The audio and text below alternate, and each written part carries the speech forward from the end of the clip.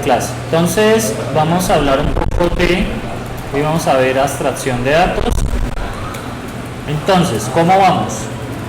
Hasta el momento hemos visto cómo especificar datos recursivos. Entonces, ¿cómo así especificación de datos recursivos? Datos pues que se definen a partir de sí mismos. Número 1 vimos especificación ¿qué? Inductiva. ¿Qué pasa con la especificación inductiva? Aprendimos lo que son ¿A tuplas? Ajá, sí. Entonces, ¿cómo especificamos los números pares? ¿Recuerdan? 2 es ¿qué? Un número par, ¿verdad? Entonces, si n es un número par y entonces, si n es un número par, entonces, ¿qué pasa? N más 2 es ¿qué? Par. ¿Nadie lo recuerda? Y especificación, ¿mediante qué? Gramática, ¿cierto? Entonces, ¿cómo especificamos mediante gramáticas? ¿Cómo sería una lista de números? ¿Cómo sería una lista de números? Pues vacía, ¿no? ¿Y cuál es el otro caso? Ok. Un entero seguido de qué? De una lista de números, ¿sí lo recuerdan? ¿Y qué más vimos la clase pasada? El diseño de las funciones que recursivas deben seguir la especificación de los datos recursivos, que la especificación tiene dos casos muy importantes. ¿Cuál es el primer caso de una recursión? Caso base, es decir, y caso recursivo. ¿Qué pasa con el caso recursivo? ¿Qué pasa con el caso recursivo? Compone la solución y paulatinamente desglosa la entrada para llegar a qué caso? Caso base, es decir, caso de terminación. ¿Estamos ahí? Bien, después de eso, ¿qué vimos la clase pasada? ¿Debe recordarse? ¿Qué vimos la clase pasada? Vimos lo que es y ligadura de variables. Entonces vimos el LED, que son especificaciones en qué? En bloque, LED asterisco, especificaciones que en secuencia, y el LED rec, especificaciones que recursivas. Claro, porque si yo en el red digo x igual a x, pues va a tratar de definirse a partir de sí mismo, ¿cierto? El red solamente lo vamos a utilizar ¿en qué? ¿En qué lo debemos de utilizar? En funciones, ¿vale? Únicamente en funciones. Bien, y vimos aspectos de alcance. Tenemos cosas como el alcance estático, que cada variable vive en su ámbito y fuera de él no es accesible. Vimos alcance ¿qué? Dinámico. Cada variable puede ser ¿qué? Potencialmente ¿qué? Global. Y vimos el fenómeno de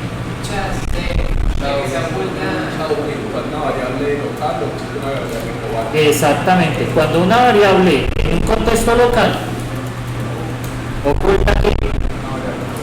oculta una variable global. Muy bien, vale, hasta ahí vamos bien, ¿no? Eso es lo que ¿preguntas sobre eso?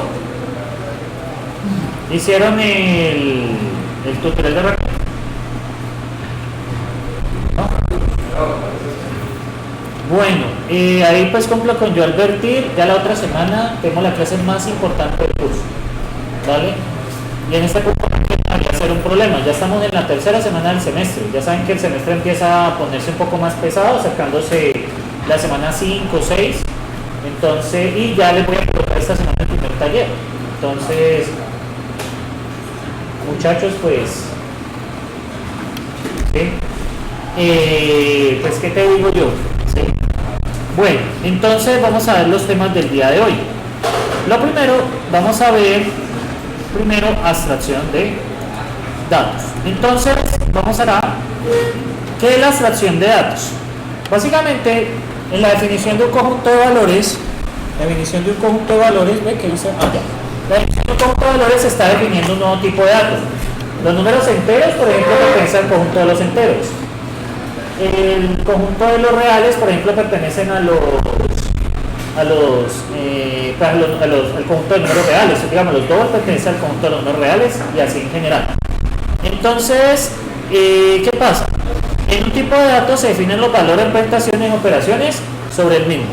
Y la representación de datos, pues, hay que decir que es bastante compleja. Para cambiar la representación de datos, vamos a llevar una tarea llamada abstracción de datos. Entonces, la abstracción de datos se va a dividir en dos. Uno que se va a llamar interfaz y el otro que se va a llamar implementación. El día de hoy, la clase pasada les mostré cómo se implementaban datos utilizando listas. No, polimorfismo no es que una... La interfaz, si uno simplemente le da la interfaz. Pero no es una interfaz tipo clases.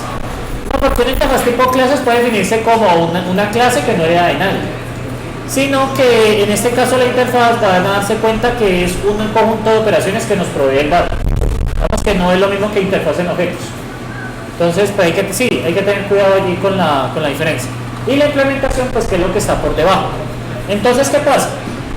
La interfaz va a ser lo que nos ofrecen los datos para poder ser utilizados. Por ejemplo, en el caso de los números, ¿qué nos ofrecen los números para poderlos operar? ¿Qué nos ofrece un número para poderlo operar? No, pero ¿qué tipo de operaciones podemos hacer con un número? Sumar, restar, multiplicar, dividir. Entonces, es eso, ¿sí? Lo otro es que vamos a ver que hay diferencias. Por ejemplo, vamos a ver aquí. Ustedes más o menos saben, en Python les he mencionado que estos números realmente no son números, ¿no? ¿Por qué la costumbre? X igual a 1. Les he mencionado que esto no es un número, ¿no? ¿Esto qué es? ¿Qué dice class int? ¿Qué significa eso? Clase entero, pero clase, ¿a qué le suena? Un objeto. Entonces miren que yo, por ejemplo, si digo x más 3, ¿qué esperan ustedes? Pues yo espero 4, ¿no? Pero ¿qué pasa si hago esto también? Bueno, en este caso 3. ¿Qué pasó ahí? Hizo la suma, ¿cierto? Pero la suma realmente, ¿qué viene siendo? Buenas tardes. La suma realmente, ¿qué viene siendo? Sumar, ¿cierto? Una operación aritmética. A lo que voy aquí es que realmente esta operación aritmética que ustedes ven aquí es un proceso que se hace dentro de un objeto y nos devuelve otro objeto. Si pregunto por el tipo de la operación, miren lo que dice. ¿Qué me está devolviendo? Class int. ¿Sí lo pillan allí? Class int.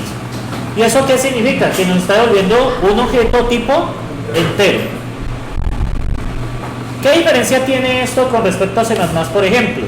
Por ejemplo, si yo pusiera este numerote en C++, ¿qué pasaría? ¿Qué sucedería? No va a dar un error, va a producir otro, no es un error exactamente, sino un mal uso del tipo de dato. ¿Qué problema tendría eso en C++? Pues yo lo puedo ingresar, pero ¿cuál es el problema? Efectivamente, porque el número supera el rango del entero. Pero ¿qué pasa? Estos objetos nos permiten a nosotros representar los números sin ningún tipo de restricción. Sin embargo, eso tiene un costo. Representar los números como objetos tiene un costo. Entonces es esa parte. O sea, ¿cómo así que tiene un costo? ¿Cómo? Las operaciones en C++ se hacen... Las operaciones en C++... Gracias. Las operaciones en C++ se hacen directamente sobre el procesador, ¿cierto? Entonces, ¿qué pasa? Las operaciones son muy rápidas. ¿Qué pasa con una operación que uno hace directamente sobre un objeto? O sea, ¿qué tendría que pasar para que esa representación realmente pueda hacer la suma? ¿Qué creen que ustedes deben pasar si eso es un objeto? Yo no puedo sumar dos objetos directamente. ¿Qué creen que toca hacer?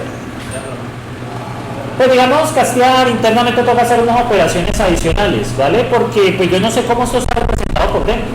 Yo solo sé que eso es un objeto. ¿Cómo está representado el número? Yo no lo sé, ¿sí? Digamos que lo único que yo puedo saber es que yo lo puedo utilizar como si fuera un número, ¿sí? Entonces, ¿qué pasa?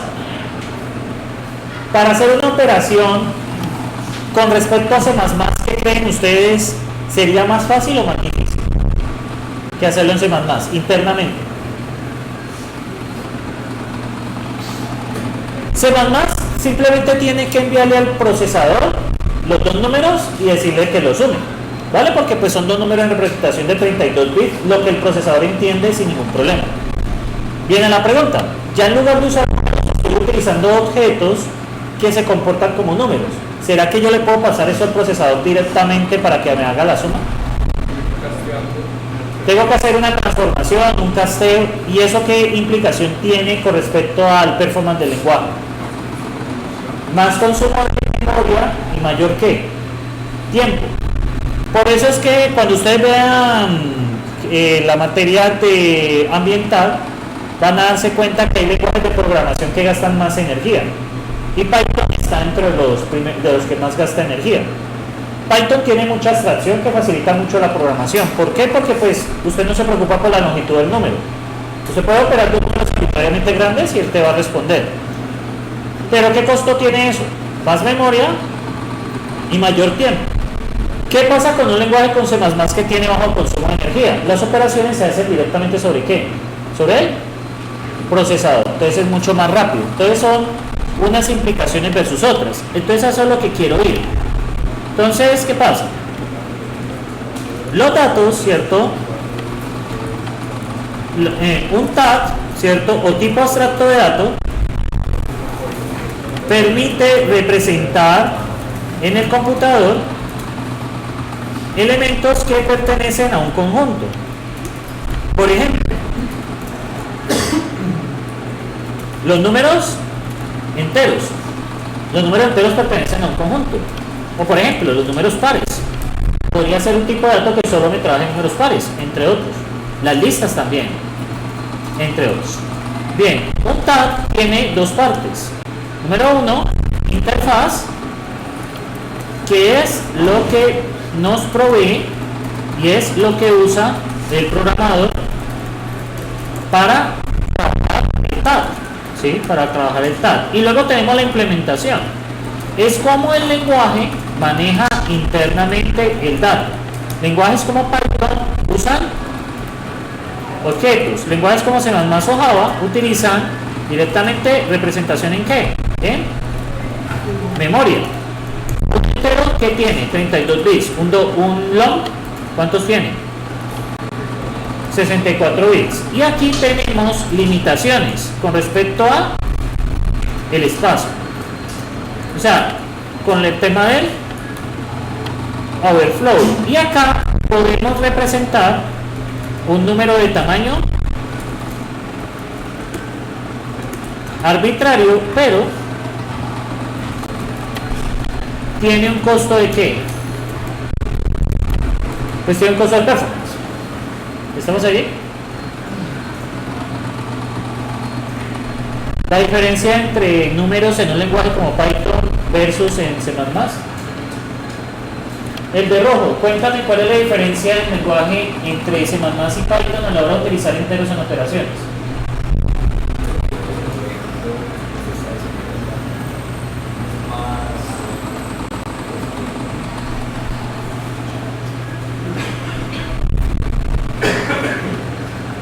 Digamos, yo hago un número grande más un número muy grande en C++.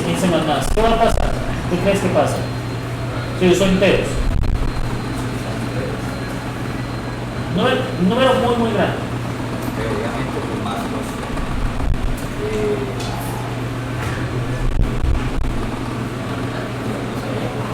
Bueno, en C++ se te va a desbordar porque no te cabe en la representación de 32 bits. ¿Y qué pasaría en Python si yo hago dos números muy grandes y los sumo? Exacto, pero ¿cuál es el costo? Más energía, más memoria, más demora. ¿Sí? Por eso es que Python, digamos que es un lenguaje más amigable, porque toda esta abstracción que ustedes ven, realmente ustedes no están tocando los tipos de datos primitivos directamente. En Python no se manejan así. En Python todo se maneja como objeto. ¿Sí? Eso tiene un beneficio porque uno no se preocupa por los detalles de abajo, pero tiene el costo en rendimiento. Uno puede llegar al punto en Python de que le piden mejorar algo y es que ya es el mismo lenguaje que no te permite hacer eso. No hay nada más que hacer. Hay unas librerías, por ejemplo, hay una que llama Cython, que permite escribir código en C y ejecutarlo por debajo. Pero eso no deja de ser sencillamente como tratar de hacer un bypass debajo del intérprete de Python. ¿Sería viable por qué por ejemplo no es viable un procesador de 128? Pues ahora de 128 lo saben, sí. Pero el sistema operativo naturalmente tiene que soportar operaciones de 128 bits, que son los famosos superescalares. Eso se daba en el curso viejo de Arqui. No sé si lo alcanzaron a ver, Arqui 1 y Arqui 2. En el final de Arqui 2 se hablaban de los superescalares, pues que para que los procesadores tienen una longitud de bits muy grande y sirven para computación numérica. O sea, donde hacen simulaciones pues de astronomía, de física, bueno, le estudian pues, digamos que simulaciones numéricas ya en muy alto nivel. Bueno, no alto nivel, sino hay mucho rendimiento. Números muy grandes, por ejemplo, encontrar los primos más grandes y así. Entonces sí existen procesadores de estilo, sino que para nuestro rango de trabajo 64 bits está bien. Nosotros hemos llegado a unos límites que realmente ya no es necesario por el momento sacar una arquitectura más allá, porque la arquitectura 128 es perfectamente realizable. Y el sistema operativo te lo puede soportar, o sea, tú modificar el kernel te lo puede soportar, pero no se ha surgido la necesidad de que se haga así. Entonces, de hecho hay representaciones de 128 bits, long tiene 128, pero eso se hace una trampita por debajo, lo parte en dos y la parte de arriba sencillamente sabe que está corrida por un exponente. Es como, el long es una trampa de hecho, no sepa más, porque el long solito tiene 64 y trabaja normal, pero el long les toca hacer un proceso adicional. Vamos que también hay, ya que lo menciones, hay ciertas cositas. Bien muchachos, entonces esto es lo que nosotros tenemos, ¿sí? Cada una de las cosas ofrece sus ventajas y tiene sus limitaciones. Entonces hay que tener eso en cuenta a la hora de trabajar los lenguajes de programación. Lenguajes como Java y C++ les ofrece la representación nativa. Es rápida, funciona sobre el procesador, pero tiene un costo computacional y de memoria. Por ende, tiene un costo de energía. Si por ejemplo, usualmente para los dispositivos pequeños, usar Python no es muy bueno, pues tenemos poca batería, entonces mejor utilizar un lenguaje más bien de bajo consumo, como en este momento está pegando la parada ROS, es como el heredero de C++. De hecho ayer salió la noticia que el kernel 7 de Linux ya viene en ROS, no en C++. O sea, hay evolución y ROS, digamos que tiene esas cositas. En fin, entonces, ¿qué tenemos acá? Interfaz de implementación. Entonces, para la representación vamos a utilizar esta notación. No es techo, sino notación de la representación. Vamos a ver un ejemplo. Miren el caso de los números naturales, que es la que utiliza Racket. Los objetos y las cadenas de bits no son la única manera de representar valores. Yo puedo representar todos los números naturales de esta manera. Arranco con el 0, tengo el predicado, o sea, una función consulta si es 0. Básicamente si es 0 devuelve verdadero, si no devuelve falso. Y tengo la función sucesor y predecesor. Resulta que los lenguajes funcionales utilizan esta definición recursiva para poder representar los números y hacer operaciones entre ellas. A la larga las operaciones son sucesor y predecesor. Y esto nos permite tener cosas como lo que van a ver. Por ejemplo, este número más este número. Y miren que la puede hacer perfectamente. ¿Sí? No tiene la limitación de los enteros, pero es rápido y resulta que es económico también. Esto es una definición recursiva. Este número que ustedes ven aquí realmente es una definición recursiva que lo lleva hasta 0. pero funciona muy rápido. Y como yo estoy en optimizada la recursión, no se nota pues el problema. Entonces tenemos esta primera representación, ¿vale? Entonces vamos a hablar de la representación. Entonces, representación de números. Entonces la primera representación recursiva, que es la que utiliza Dr. Racket. Entonces tenemos lo siguiente, tenemos 0, ¿cierto? Como 0, ¿cierto? Recuerden que eso no es texto, eso es representación, o sea, ¿cómo lo vemos? Pues como un 0, ¿vale? Tenemos el predicado es 0. ¿Qué creen que hace el predicado de 0? Si n es igual a 0, entonces true, si no, false. Tengo el predicado sucesor de n que me devuelve, bueno, aquí voy a utilizar la notación en forma estricta, sucesor de n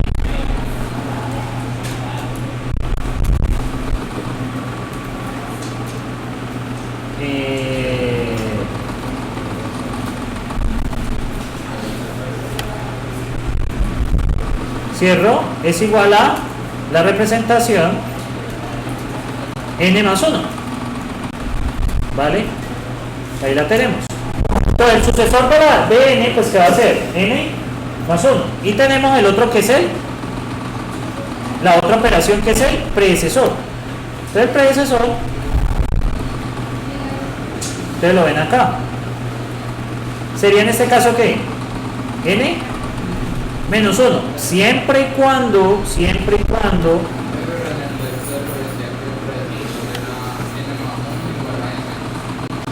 no, el sucesor toma un valor. No, el predecesor decía Lo mismo, predecesor de n más 1 igual a n, es la operación que te devuelve al anterior. Digamos que es similar. Bueno, entonces vamos a definir eso. Entonces vamos a hacer esta representación. Entonces, 0, tenemos el 0, n es igual a 0. Y tenemos el sucesor de n, ¿qué es el sucesor de n? Y el predecesor de n, que es ¿qué? Igual a n menos 1. ¿Estamos ahí? Ahora, ¿qué va a pasar? Vamos a definir 0. Vamos a tener el área de implementación e interfaz. Entonces tengo 0, que 0 ¿quién es? 0. Vamos a definir el 0. Entonces es 0, recibe ¿qué? Un n. ¿Y qué va a consultar? Si n igual a ¿quién? A 0. Pero voy a utilizar un predicado global porque esto ahorita va a cambiar. N es igual a 0. ¿Estamos de acuerdo? ¿Estamos de acuerdo ahí? Ahora, vamos a definir el sucesor. ¿Qué pasa con el sucesor? ¿Qué hace el sucesor? A n le suma 1. Y tenemos el predecesor. El predecesor hay que tener cuidado con algo. El predecesor, no podemos sacar el predecesor a 0. ¿Por qué? Porque estamos en los números naturales. Entonces el predecesor de 0 no va a existir. Entonces, vamos a hacer el condicional. Entonces, es 0n. Entonces en este caso, ¿qué devuelvo? No se puede obtener el predecesor de quién? De 0. Y en otro caso, muchachos, pues ¿qué va a hacer? Devuelvo ¿qué? N menos. ¿Estamos de acuerdo? Bien.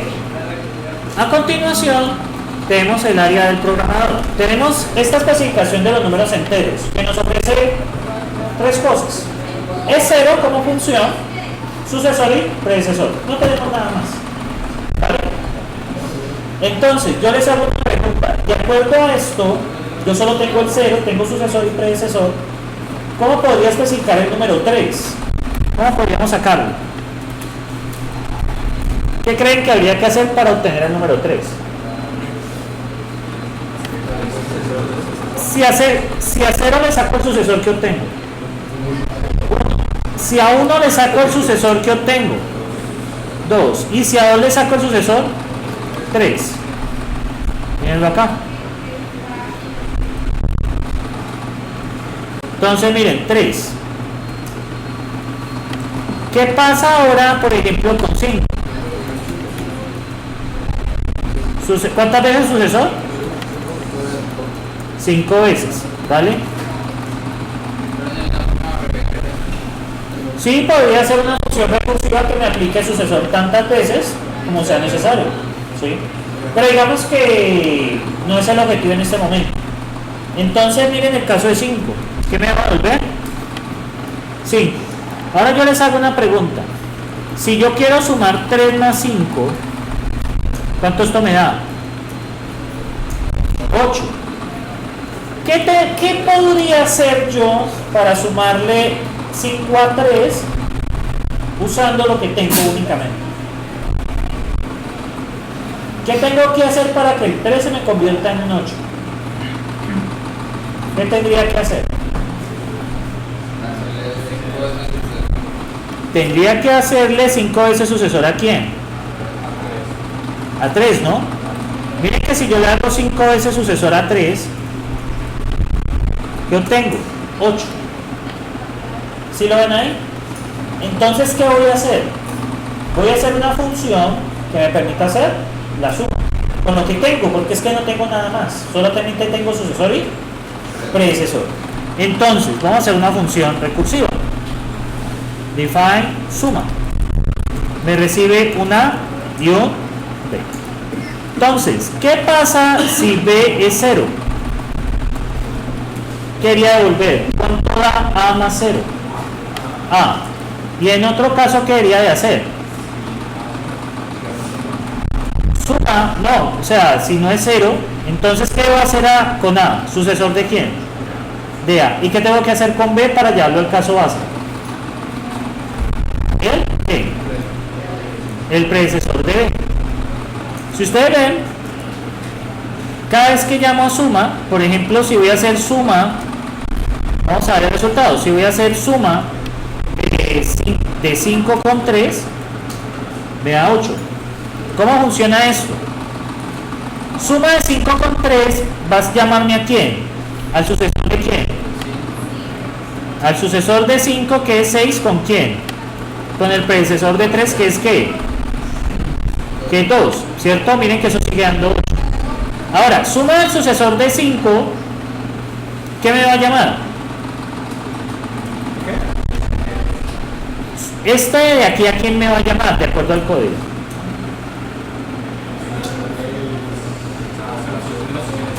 El sucesor de él. Y acá él, ¿qué? El predecesor de él, ¿predecesor de quién?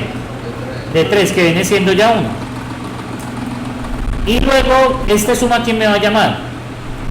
Al sucesor del sucesor de 5 y el predecesor del predecesor de 3. ¿Y a qué caso hemos llegado ahí? Al caso base, ¿cierto? Porque miren, predecesor, de hecho lo puedo cambiar y sencillamente aquí puedo poner 0. Voy a poner 0, que es el caso así, miren, da también 8, porque ha llegado a ser 0. ¿Me siguen ahí? Entonces, ¿qué pasa? Yo puedo definir allí operaciones utilizando los métodos que me provee el tipo de dato. En este caso, el tipo de dato que me está proveyendo, sucesor, predecesor y es 0, pregunto. ¿Estamos de acuerdo?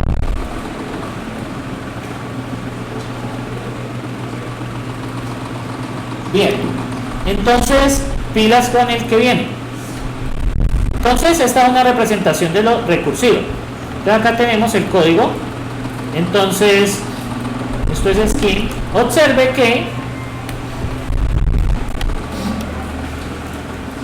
para implementar la suma usamos que es 0, usamos 0, sucesor y predecesor, que es lo que me proporciona la interfaz del tipo de dato. O sea, el tipo de dato me proporciona los métodos o funciones que necesito para trabajar.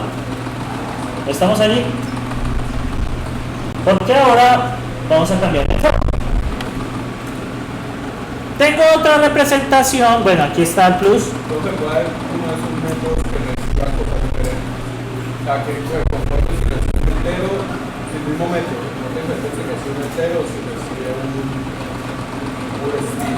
En programación funcional no tenemos eso. En programación funcional debe respetarse el contrato. Si la función la hiciste para números enteros, debe recibir números enteros. Si necesitas algo parecido, debes hacer otra función. Digamos que esos casos no los tenemos, que son propios de programación imperativa, sino que aquí tenemos, aquí lo que se tiene más importante al principio de responsabilidad única. ¿Qué quiere decir? Si esa función suma un entero con otro, su única función es sumar dos enteros.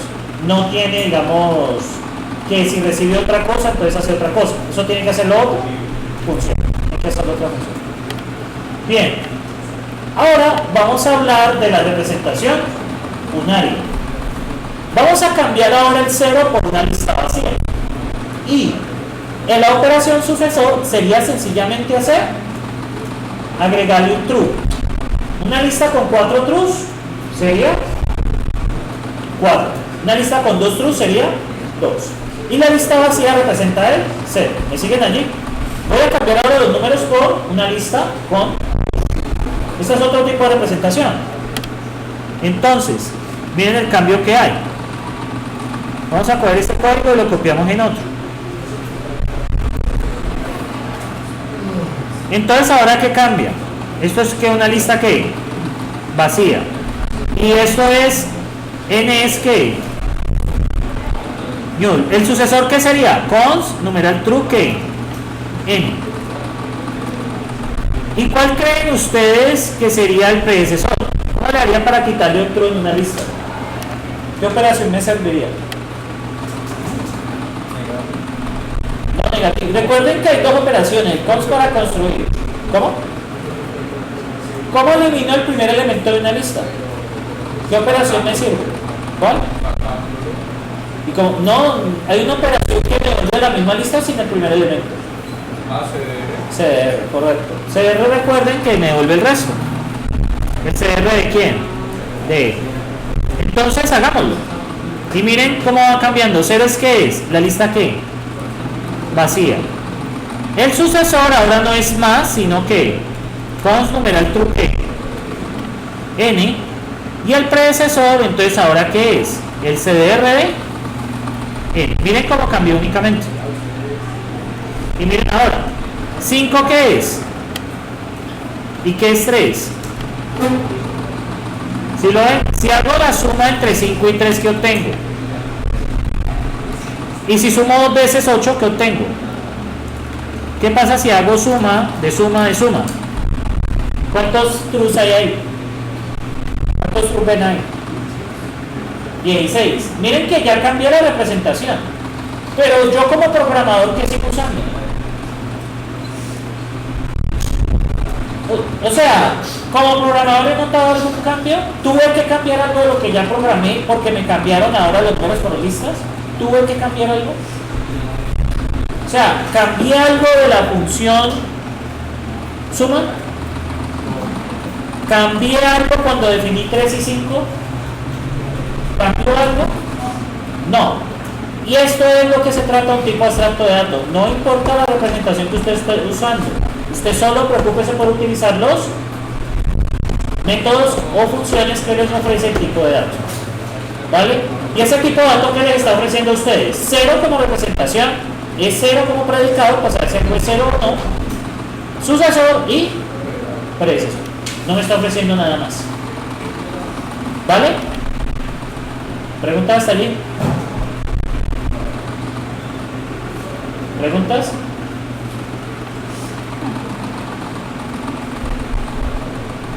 Bueno, entonces, sigamos. También se puede hacer la resta, ¿no? Sí, también se puede hacer la resta. La resta es aplicar predecesor veces. En lugar de usar sucesor, utilizaría predecesor. Porque digamos, cuando restas 1, entonces le aplicas predecesor una vez. Cuando restas 2, predecesor 2 veces. Y así. Sucesivamente, hay que tener cuidado en la resta que no se nos vaya a dar debajo de 0, ¿no? Porque le va a dar un error. Es lo único. Entonces, en este caso tenemos la representación con listas. Entonces, la representación con listas que tenemos. Para la representación con listas, tenemos lo siguiente. Entonces, tenemos primero, 0 es que, la lista que vacía. Es 0 es preguntar si que. Es 0 de n es preguntar si que. N es que. Vacío. ¿El sucesor qué es? El sucesor de n ¿qué es? Cons qué. Numeral true qué. N. ¿Y el predecesor qué es? Sencillamente qué. Esto es. ¿Me siguen ahí? Y este es el código.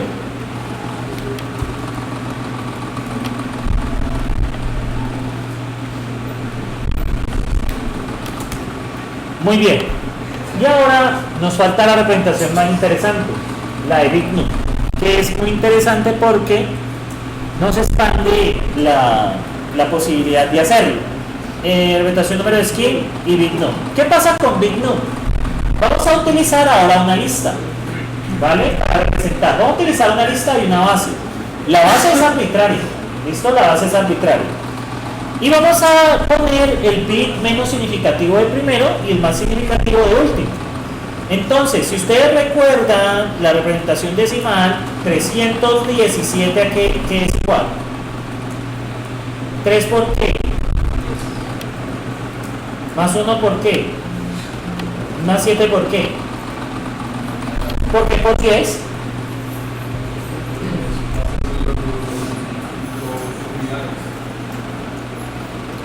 Porque estamos en base 10, ¿no? Y cada valor tiene un peso por 10 a la 1, 10 a la 0, a la 1, a la 2, a la 3, hasta el número de dígitos que tengamos. ¿Me siguen ahí? Ahora, yo puedo cambiar la base. Por ejemplo, si es base 2, ¿cómo podría leer este número? ¿Cómo sería? 1 por 2 a la qué? A la 2 más 0 por qué? Más 1 por 2 a qué? A la 0. Sabemos que eso es 5. ¿Listo? Eso que ven ahí es 5. ¿Me siguen ahí? Bien, entonces ahora vamos a estudiar cómo yo puedo representar esta base. Hay una cosa acá, es que yo cons RQ voy a poder representar esto con una condición, que el valor R, o sea el que ustedes ven acá, tiene que estar entre 0 y menor que n. Por ejemplo, los dígitos válidos en base 10, ¿cuáles son? De 0 hasta el 9, ¿no? Los dígitos válidos en base 2, 0 y 1. El 2 no entra, entonces siempre está entre 0 y antes del valor de la base. ¿Me siguen ahí? Entonces vamos a mirar qué podemos hacer. Entonces, vamos a explicar la operación sucesor de n. Entonces hay varios casos. ¿Cuál sería el sucesor de la lista vacía? Que es 0. ¿Sería la lista con quién? Con 1, ¿cierto? ¿Vamos ahí? Ahora, el sucesor de una lista n0, n1, n2 y así. ¿Cuál sería el sucesor? Pues a n0 ¿qué le sumamos? El 1, ¿cierto? Pero hay una situación. Por ejemplo, si a 97 yo le sumo 1, ¿cuánto me da? Profe, solo le suma el primero o a los demás. No, solo el primero. Buenas tardes. ¿Cómo nos quedaría? 98. Pero ¿qué pasa si a 999 le sumo 1? ¿Qué pasa?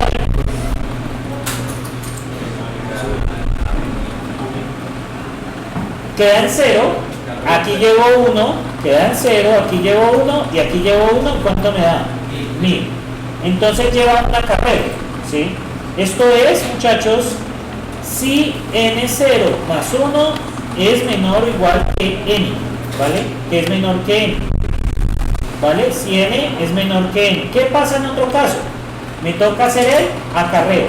Me tocaría poner 0 y el siguiente que tendría que hacer. ¿Sí me siguen ahí? Tengo que llevar acarreo. ¿Qué es el acarreo en una suma? ¿Qué es acarreo? Exacto, cuando yo me paso, ¿cierto? 9 más 1 da 10. Hay un 1 de acarreo. ¿Y ese 1 a quién se lo tengo que sumar? Al siguiente, que es lo que estoy haciendo acá. O sea, que vamos a tener acarreo. Entonces, vamos a hacerlo. Entonces, tenemos la representación de bit num. La representación de bit num. Entonces, tengo que hacer esto. ¿Y qué pasa? El sucesor, ¿ahora qué sería? Cons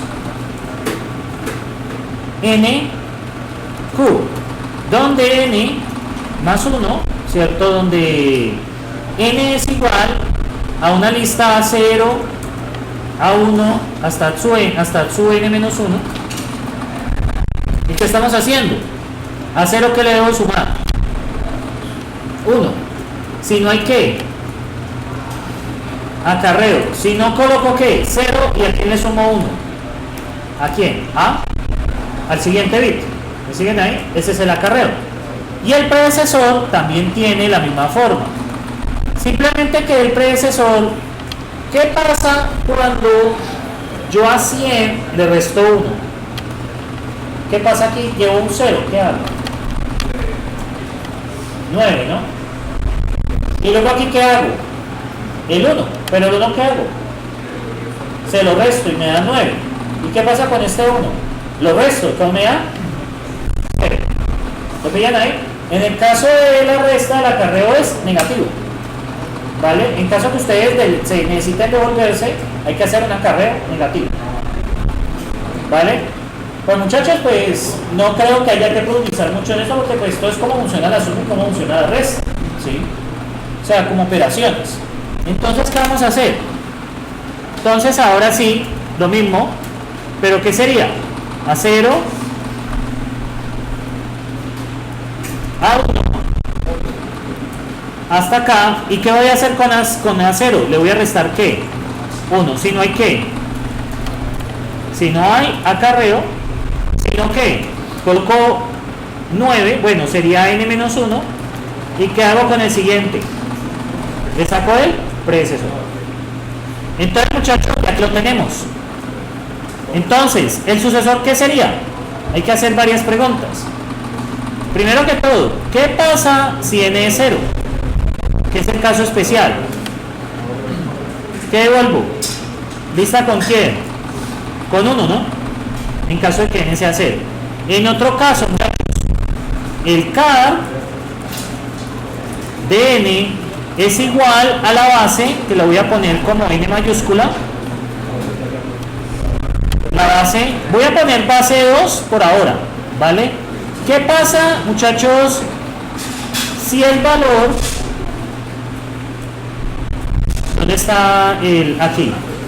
Muchachos, ¿qué pasa si el car de n, si el sucesor del car de n, perdón, si el car de n es igual, si al car de n le sumo 1 y es igual a la base? ¿Qué tengo que hacer ahí?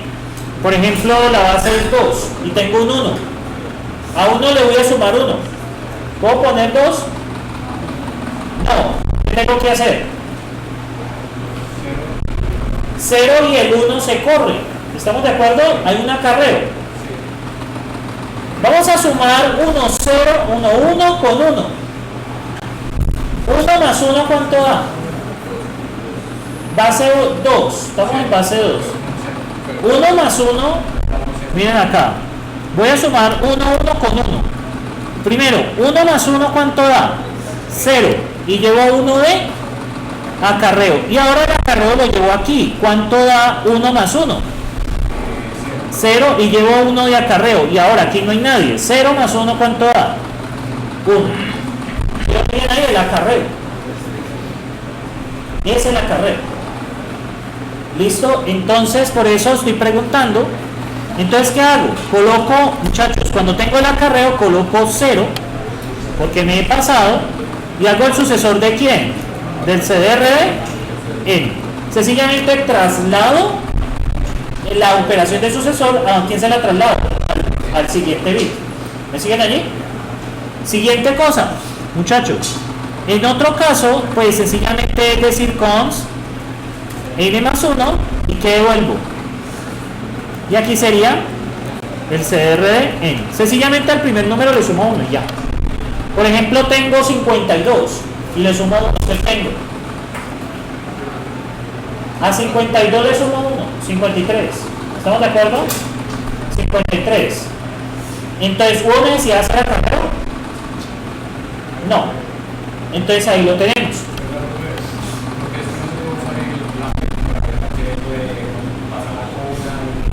¿Cruzar qué? ¿El lambda? Porque tenemos una sola estructura de lista. El append sirve para pegar diferentes listas. Aquí solo tenemos una. Cuando solo tenemos una lista, entonces usamos scons. En este caso. En este caso no, porque es una sola lista. Ya si fueran varias listas, cambia la cosa. Bueno, y el predecesor, muchachos, va a hacer lo mismo. Solo que en el predecesor vamos a tener que considerar la siguiente situación. Si es 0, ¿cierto? Si el car de n es igual a 0. ¿Qué pasa si a 10 le resto 1? ¿Qué debo de poner? 9. ¿Qué sería base menos qué? Base menos 1. 9, 10 menos 1, 9. ¿Qué pasa si a 1, 0, 0 le resto 1? ¿Qué obtengo? 1 menos 0. 0 menos 1, ¿cuánto da? 1. ¿Me siguen ahí? 1. ¿Pero qué debo hacer? ¿A quién le ahora le debo restar 1? Al 0. 0 menos 1. 1. ¿Y ahora a quién le debo restar 1? A este de acá. ¿Sí miran por qué dice el acarreo hacia allá? 100 menos 1. 0 menos 1 da 1. Pero ¿qué pasa? Llevo un 1 de acarreo. ¿Vale? Entonces son las operaciones pues en este caso. Entonces, 1 menos base, ¿y a quién le hago predecesor? Debe ser a CDR de n. Y en otro caso sencillo, le resto 1 a quién?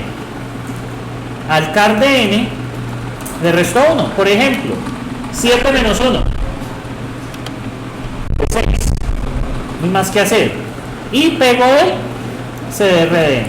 Y ahí ya lo tenemos. Entonces, observen acá. Más n1. Qué pena, aquí es car.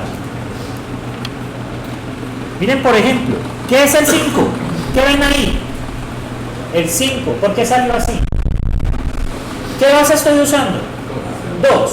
Entonces, recuerden que está al revés. 1 por 10 a la 2, ¿cuánto da? De 1 por 2 a la 2, ¿cuánto da? De 4, ¿no? 0 por 2 a la 1 más 1 por 2 a la 0. 4 más 1, ¿cuánto da? 5. Y tengo 3. ¿Cómo es 3? 1, 1. ¿Qué pasa si sumo 5 con 3? Si sumo...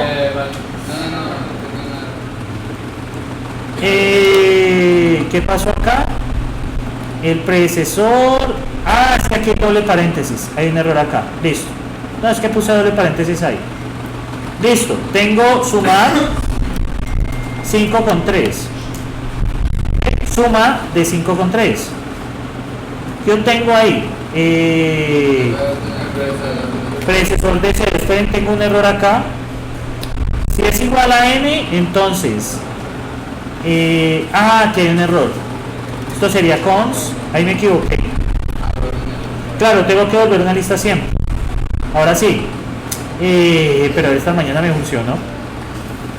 Vamos a ver. Cons base menos 1 y llamo el predecesor del CRN. Entonces, voy a sacar el sucesor de 0. ¿Cuánto es? 1. Y el predecesor de 0, ya sé cuál es el problema. Se me olvidó el caso base. Muchachos, ¿qué pasa si n es el sucesor de 0? ¿Qué debo volver? ¿La lista? Vacía. Ahí está el problema. Ahora sí. Entonces, pues mismatch. Claro, Si n es el sucesor de 0, aquí está el problema. ¿Qué obtengo? 1, 0, 0, 0. ¿Qué es eso? 1 por 2 a la 3, más 0 por 2 a la 2, más 0 por 2 a la 1, más 0 por 2 a la 0. ¿Cuánto es eso? Es 8. Si hago la suma de la suma, si hago suma de la suma, ¿qué obtengo ahí? 16. Y si vuelvo a sumar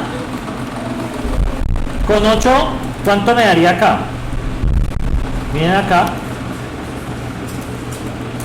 ¿Qué número sería ese?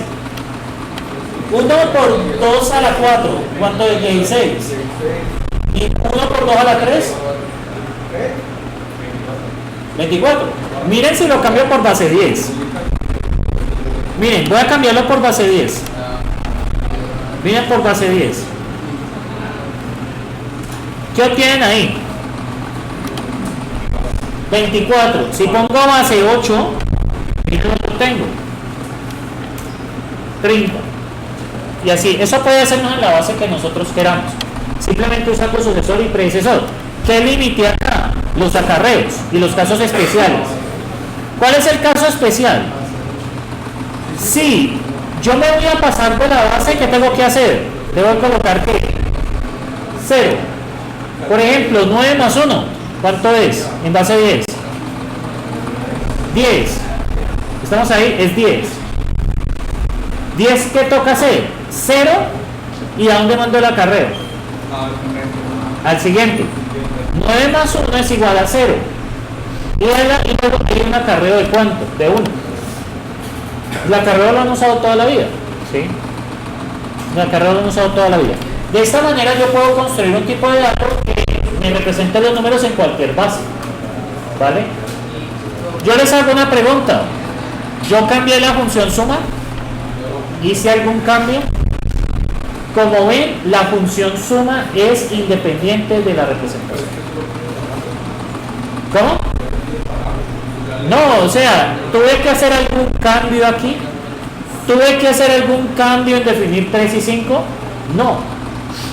No importa qué representación use, yo como programador no voy a notar la diferencia. Y eso es lo que a ustedes les pasa con Python y C++ y Racket. Resulta que el único número real ahí es el de C++. El resto son abstracciones. Python te lo abstrae como un objeto y Racket te lo abstrae como una representación recursiva que les acabé de mostrar. ¿Sí? Cómo Racket representa los números. Cada una tiene sus cosas, ventajas, desventajas. ¿Preguntas ahí? Bueno, entonces aquí tenemos esto. Listo. Esta es la representación de Big Num. Representación con listas y representación Big Num. Entonces la representación Big Num usa una base y una representación basada en ¿qué? En listas donde tenemos que que el elemento de menor peso está de primero y el de mayor peso de ¿qué? Está de último. Lo hacemos así porque hacerlo al revés es muy maluco, porque nos tocaría pasar desde el final de la lista y devolvernos, ¿vale? Si fuera, por ejemplo, el bit más significativo en el fondo de la lista, pues ¿qué toca hacer? Ir hasta el fondo de la lista y luego devolverse. Entonces, pues no es práctico. Entonces, por eso, ¿vale? Bien, ¿preguntas allí, muchachos? Entonces voy a aprovechar para hacer eso. Mientras lo hace,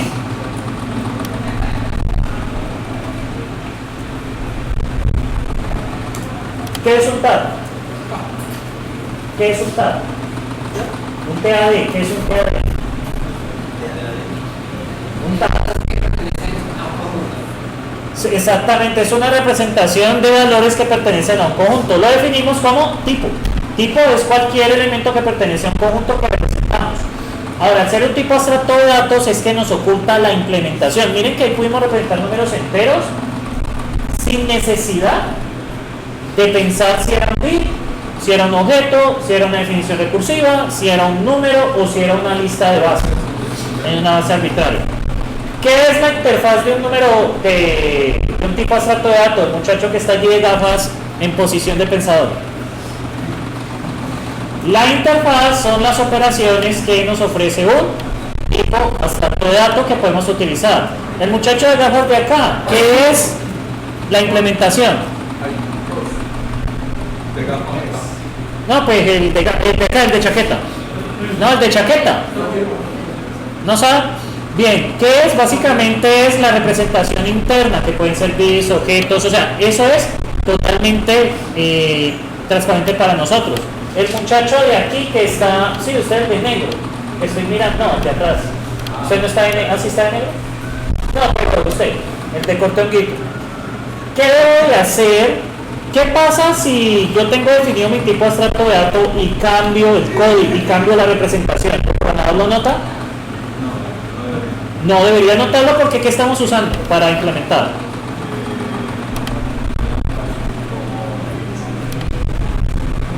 Estamos usando la interfaz, básicamente, los métodos que nos ofrece la interfaz. El de rojo, ¿qué es un tag?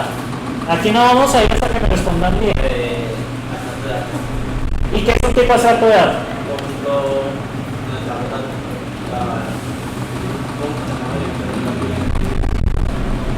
Exactamente. El de atrás, el que está pues un poco pensativo, ¿qué partes tiene un tag? La interfaz, la interfaz, la implementación y hasta esta va a ser. Sí, está bien la respuesta. ¿Solo los dos? Sí, solo están dos, interfaz e implementación. Bien, el de abajo del fondo, ¿qué es la interfaz?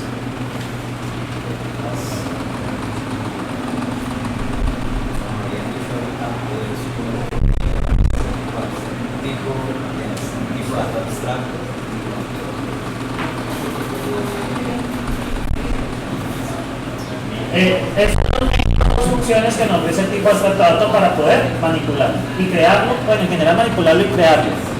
Y por acá, ¿qué es la implementación de un tag? ¿Cómo está representado y cómo lo manejamos? Correcto. Y en el diseño, la compañera de allá, en el diseño de funciones con tags, ¿qué pasa si cambiamos la representación interna? ¿Alguien quiere responder? ¿Qué pasa si en un diseño de un tag yo cambio la representación interna? ¿Qué sucede? No lo notamos, porque la interfaz es la que nos oculta todo eso, ¿sí? ¿Qué es lo que pasa detrás? Bien, nosotros vimos tres tipos de representación para los números enteros. La primera, el de allá al fondo. ¿Cuál es la representación recursiva, la que utiliza Racket? ¿Cómo es? La compañera de acá, ¿cómo es la representación de Racket? Eso lo dije hace como 5 minutos. Me acuerdo la de las listas y la de... Cuéntame la de las listas. La de las listas... Pues antes no me acuerdo que fue las dos. Ah, bueno, la de las listas pasa que tenemos tantos elementos, nos representan numeralmente trus, pero es arbitrario. Bien, el compañero del PC de acá, cuénteme cómo es la representación recursiva de Racket. Sí. ¿Cómo? No. La representación natural recursiva de Racket de los números enteros, que es la primera representación que hablé. ¿Qué nos dice? ¿Alguien le quiere ayudar? Arrancamos desde cero y definimos sucesor como n+1 y predecesor como n-1 o el predecesor de n+1 es n, también funciona. Y la representación basada en dignum, ¿cómo es?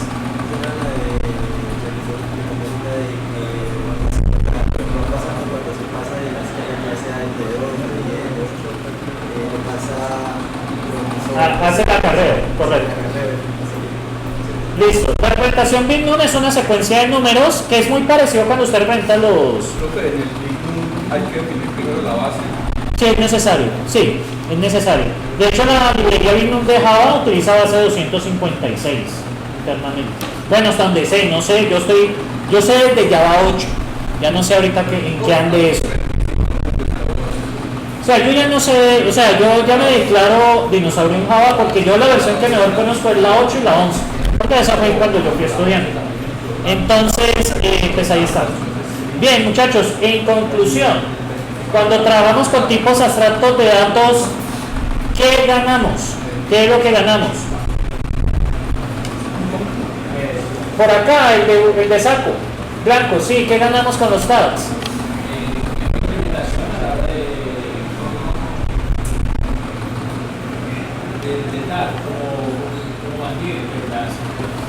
Sí, digamos que uno como programador no se preocupa por cómo está implementado eso por debajo, solo se preocupa por utilizar los métodos que nos ofrece la interfaz, nada más.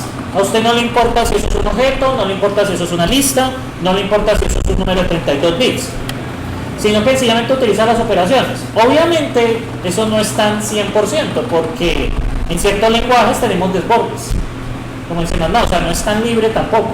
Pero en general usted puede hacer el mismo código que opera en Python y en Java y les va a funcionar igual, ¿vale? Obviamente considerando estas restricciones, ¿vale? Las restricciones pues que nos impone el tema de los desbordes, que es como lo único que tenemos que observar. Y el error de truncamiento que deben haber visto en métodos.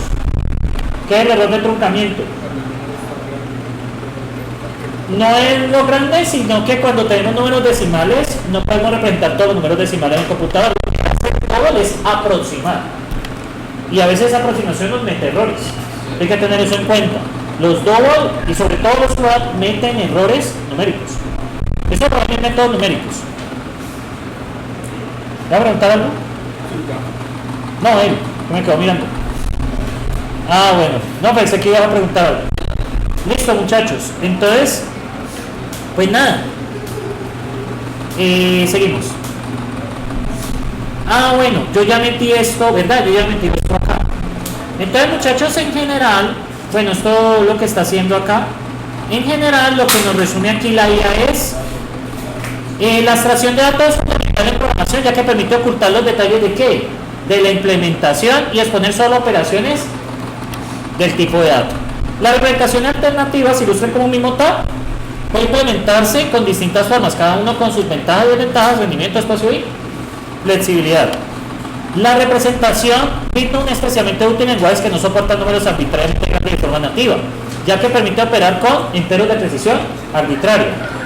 En la práctica, los lenguajes modernos ya incluyen tags, como enteros de gran tamaño, en su bibliotecas estándar, pero entender su implementación subyacente es valioso para problemas de bajo nivel. U optimización, a veces pasa, estoy utilizando Big Boom y eso se demora mucho. ¿Por qué creen que se demora mucho? Pues imagínense hacer operaciones con Big Boom. ¿Cuál es el problema? Que me toca operar esos fondos. Y eso es complicado. Eso es complicado. ¿Me siguen ahí? O sea, yo operar esa lista pues tiene su complique. Bien. La recursión es una técnica central y la separación entre interfaz e implementación garantiza que el código del programador no dependa de los detalles internos, permitiendo cambiar la representación sin afectar la funcionalidad. Eso es lo que ella llega. ¿Tienen preguntas, muchachones?